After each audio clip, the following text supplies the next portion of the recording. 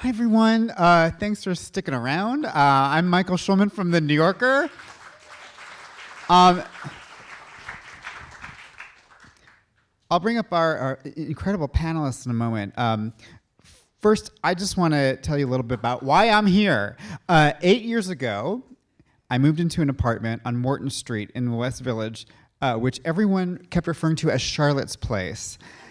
I quickly learned that Charlotte was Charlotte Zwerin, who lived there for 4 decades and died in what is now my bedroom in 2004.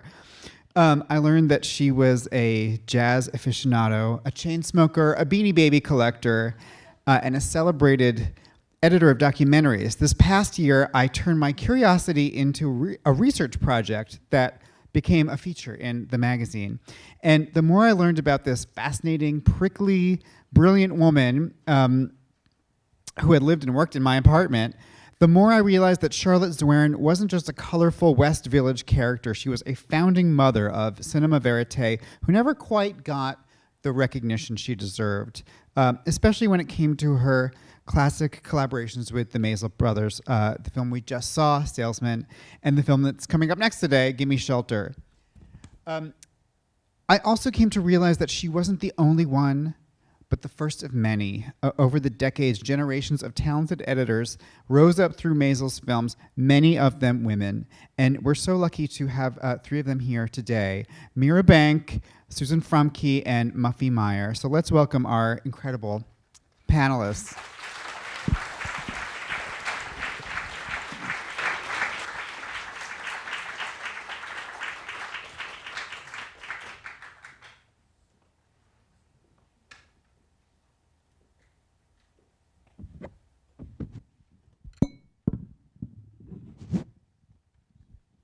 So rather than me yammering on even more, I'd love for the 3 of you just to introduce yourselves and maybe say when you worked with Maisel's films and some of the projects that you worked on there.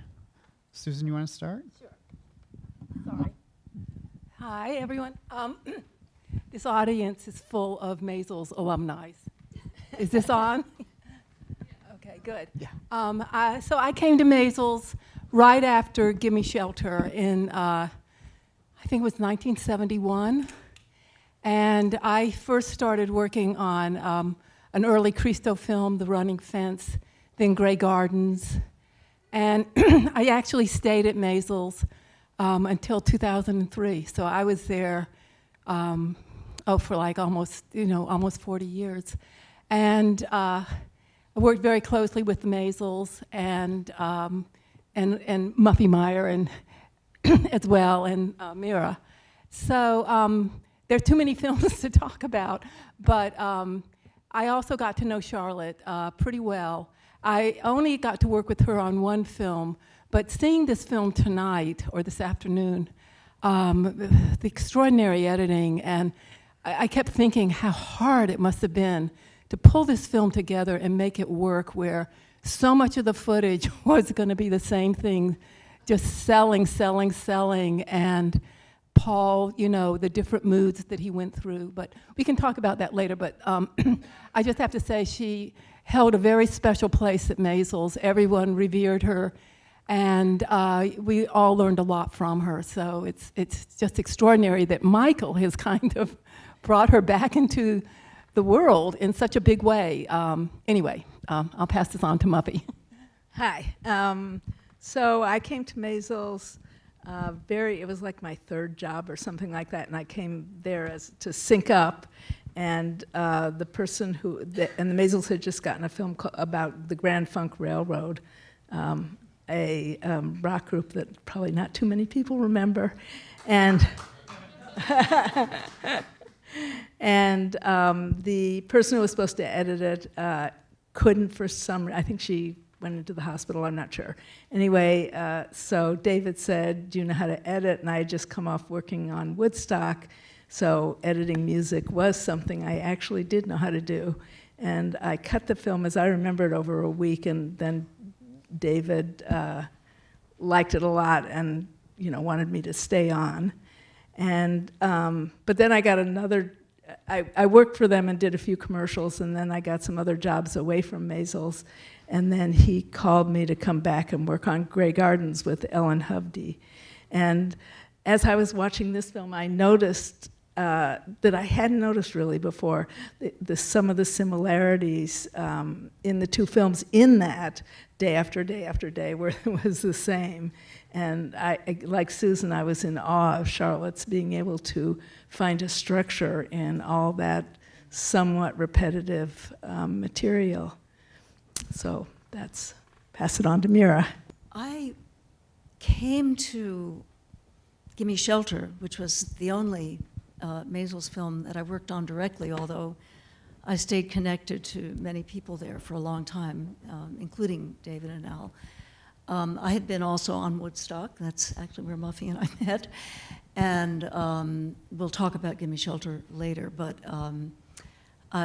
it was an astounding experience to work with both Charlotte and Ellen and the other sort of people who were involved in the editing. It was a team, but there's no question that Charlotte was the genius of how Gimme Shelter came together structurally, and we'll talk about that maybe a bit later. And then I went on to make films for public television. I was one of the editors on Harlan County. I started making my own films.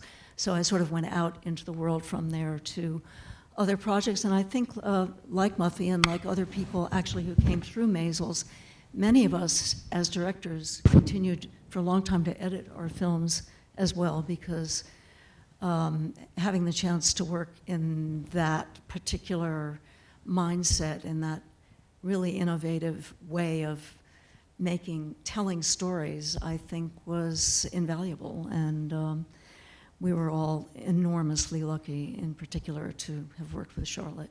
You know, one thing I learned writing this article and doing this research and talking to people like you is that direct cinema or cinema verite had to create a kind of new grammar of film editing, because there weren't these traditional shots that were planned. It was on the fly. It was a lot of footage.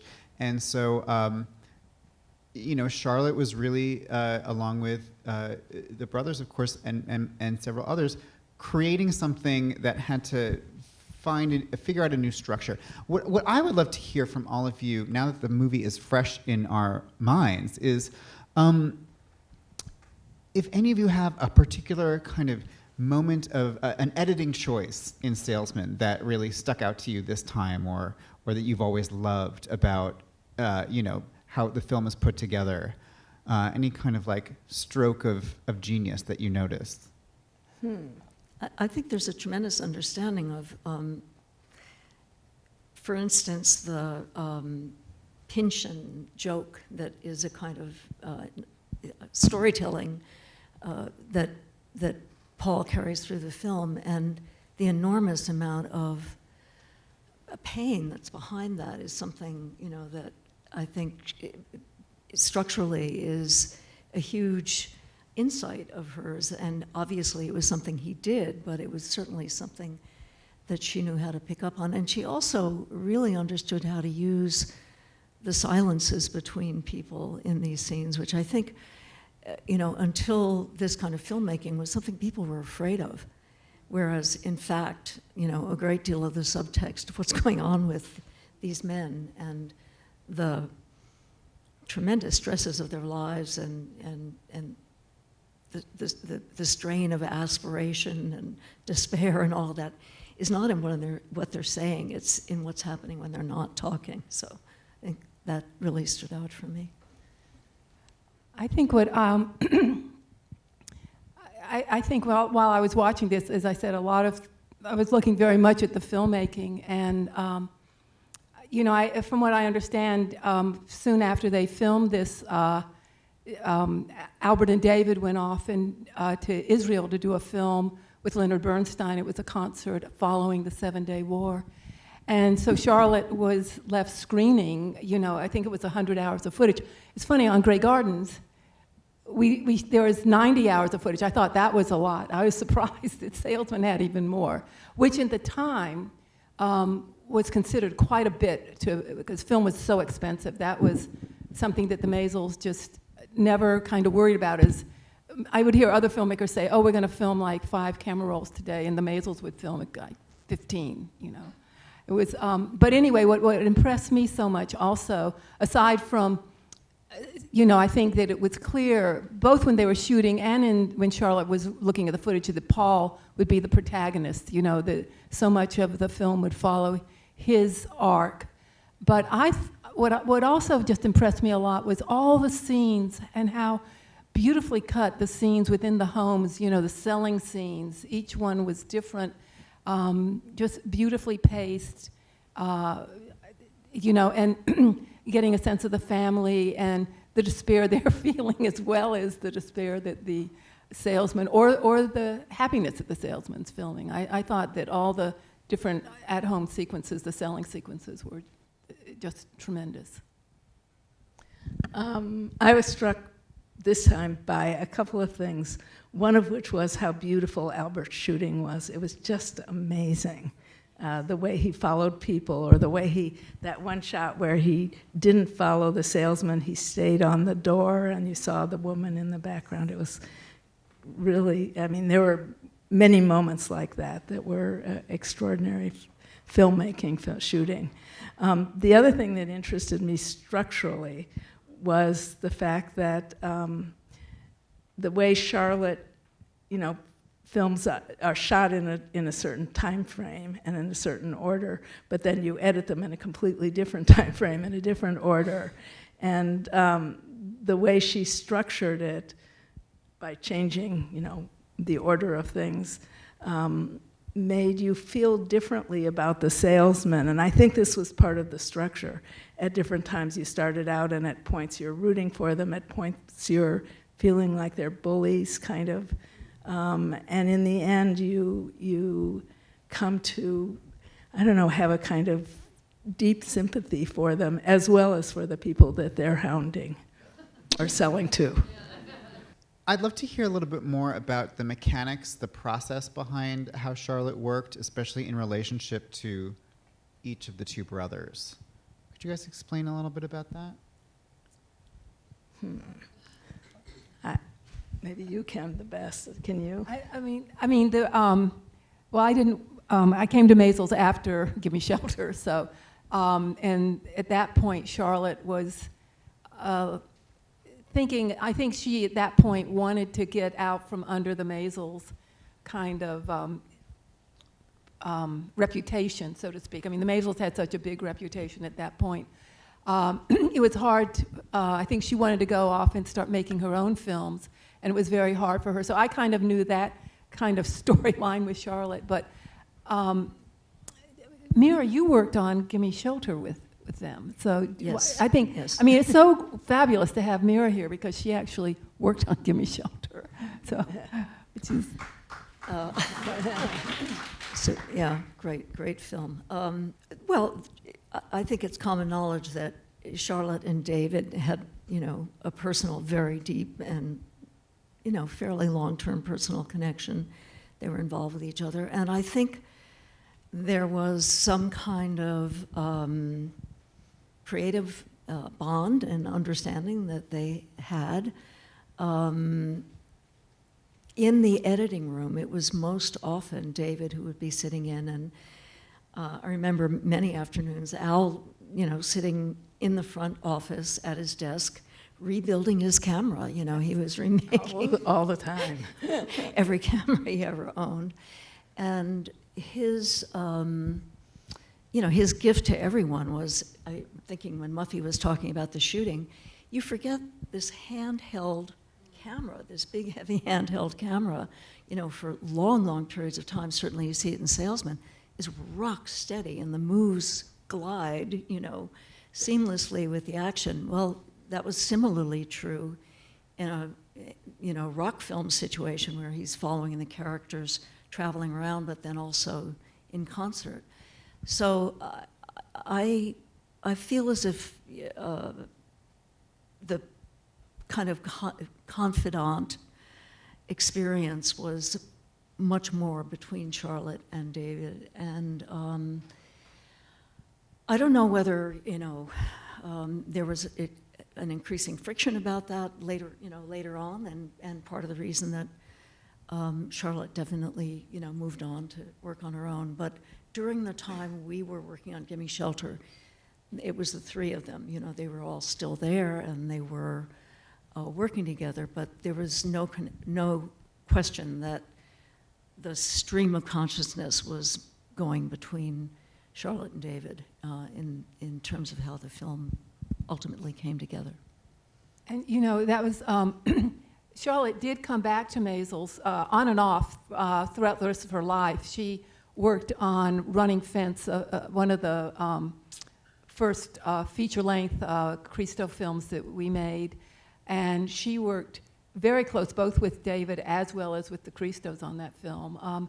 And it's just as Mirra said, Albert was always off in the front office, tinkering with his camera, finding new camera lenses, doing camera tests 4 times a day, things like that.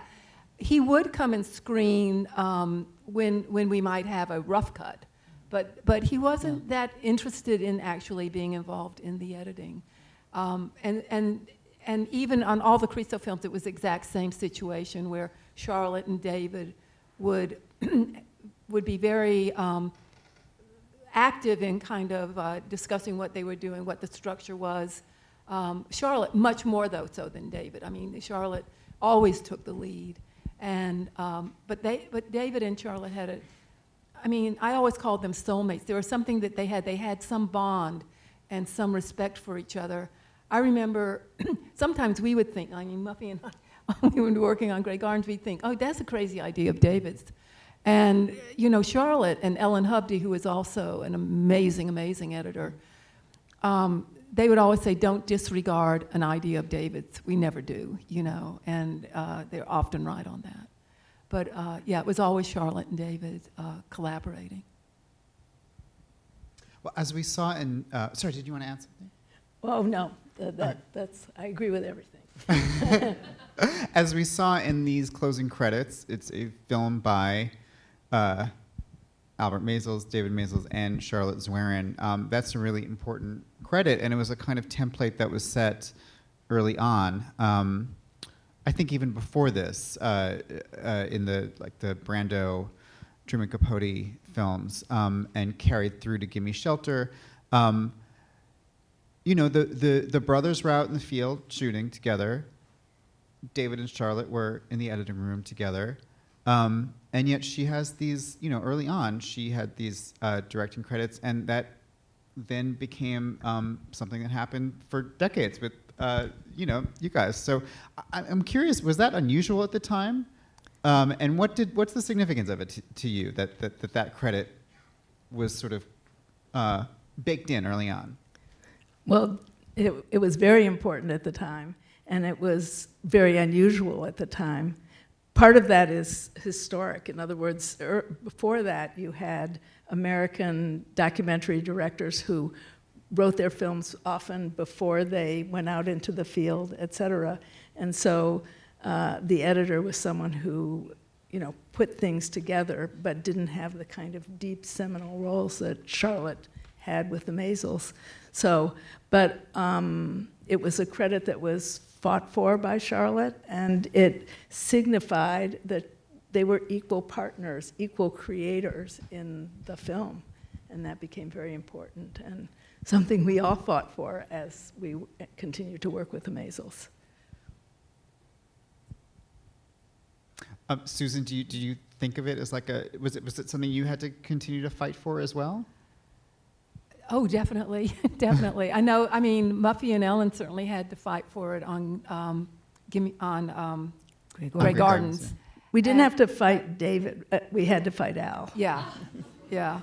The thing is that even if you got the credit, you didn't really get the recognition because the Maysles shared that credit with you. Until now. Until now. Yes. Yeah. Right.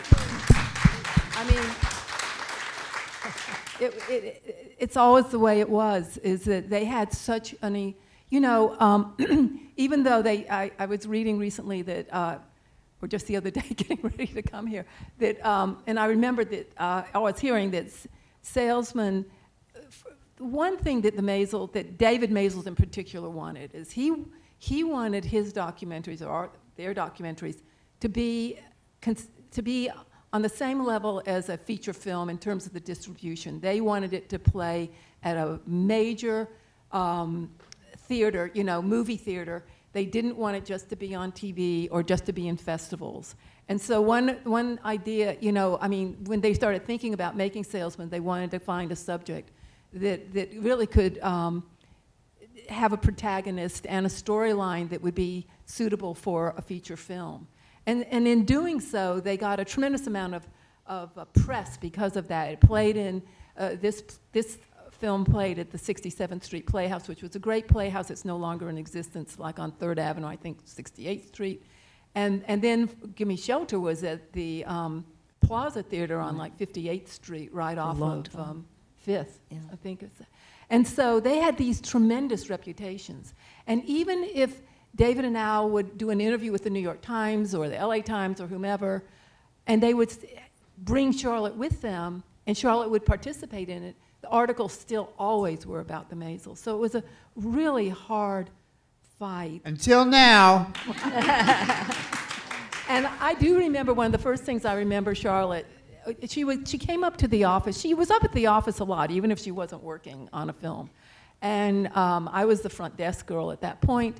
And she said that she was going over to a job interview and to direct a film. And then when she came back, it was just like she was just deflated. And she said that when she explained that she had co-directed or was one of the directors on Gimme Shelter, she said nobody believed her. They just didn't. And that's really what you were up against. And I would even say for all of us, if our names, if it said a Maisels film and then you were the director, you still didn't get the credit. You had to kind of go off and make your own films, which all of us did. Yeah. I don't know what our time is like, but I feel it's so important to tell this one story about Gimme Shelter that is, Please. I think, a critical instance of how Charlotte truly was a director, not just a director, the critical director of that film, which is not to say that the Stones did not have a very interesting, quirky, transactional relationship with the Maisels, with David and Al. They did. David ran around wearing the same scarves Mick did. He wore a razor blade around his neck to cut coke with the way Mick did. It was, all Mick, the velvet bell bottoms. It was all Mick all the time. But there was, as some of you may, if you've seen the film, a big question about the murder and how it happened. And I won't go into chapter and verse because it's a longer story, but everybody, all of us who were working as assistants and doing some of the cutting as well, but searching through footage, finding dailies, sorting trims and so on, we're searching for that moment. As it happened, I found it, the moment where Meredith Hunter in the green jacket pulls out the gun.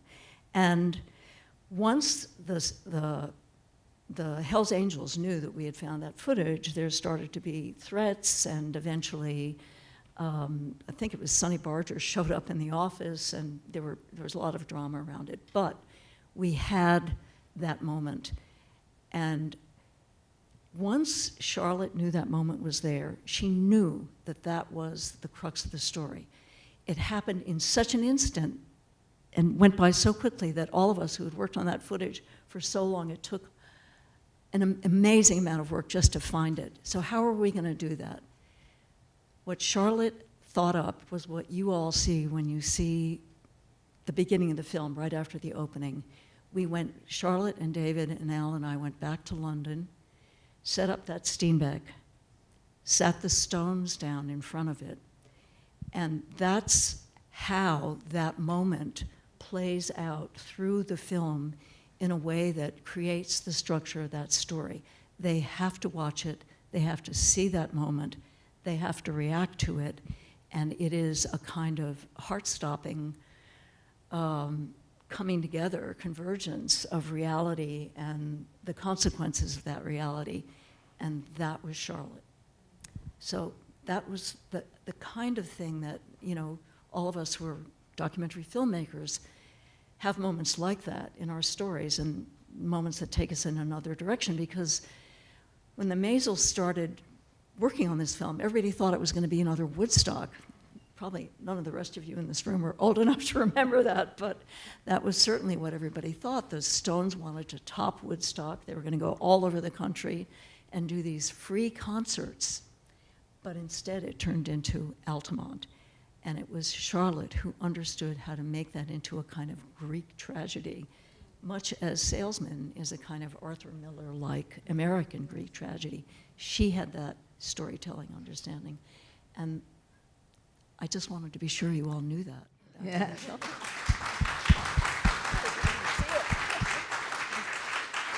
I can't believe you found the shot. But please stay, and Gimme Shelter's playing next here, so we can all watch it and see exactly Charlotte's absolute epiphany and stroke of genius about how to structure the film. We got to wrap up here, but I just want to say it's been such a pleasure stumbling into this piece, being able to meet you guys, and many of you who are part of the Maisels family. I keep saying to the, to my living room, Charlotte, you're having a great 2025. I don't know about the rest of us, but you are.